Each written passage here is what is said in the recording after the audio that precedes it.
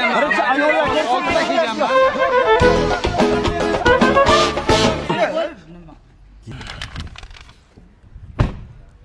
Yeb, Boburboy keldimi? Nimaga kelibdi ekan? Menimcha shu ko'chal asfalt bo'lsa kerak-da, bir yangilik qiladi bu. Soati brilliantdanmi? Kim soatimni gapirdi? Uzr, men gapiraver. Ha, soatim brilliant. Mashinam BMW, telefonim 16. Rais bo'sh etdimikan? Kimni o'chirdi?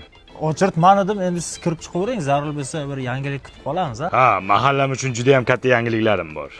Ko'ylagim Lion, Italiyadan olib keltirilgan. Hozir chiqaman. Amaki, o'chirtingiz ayollarga bersangiz bo'lardi-ku. Ha, bu Boburboy bu. Mahallaga nafi tegadi. Bu ayollarning erdan boshqa kimga foydasi bor? Keling boy aka. Rais buva. Shu kam ta'minlanganlar ro'yxatiga qo'shib qo'ya olmaysizmi, akajon? Uyalmaysizmi?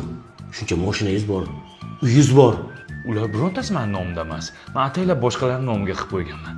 Men nima qilishim kerak? Shu kam ta'minlangan ro'yxatiga qo'yib qo'ysangiz, shu gaz sveti to'lashga sal ligota bo'lar ekan-ku. Ko'chada shuncha kam ta'minlangan oila turibdi. Ular o'lmaydi. Menga qilib beravering. Uyat. Keyin iloji bo'lsa, shu bitta subsidiya qilib bersangiz uy olmoqchi edim.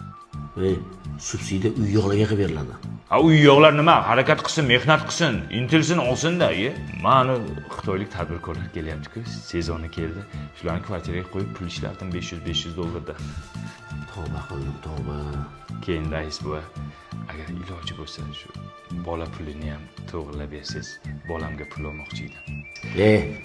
Bo'ldi, o'tib tushdi bu. Nima, hamma bolasiga pul oladi, men ola olmaymanmi? Menga ham yozing. 500 ming xarchi BMW'chamga benzin solaman. Men qarang, otingiz nima edi? Bobur Piradas. Rostdan shunaqa ekansiz,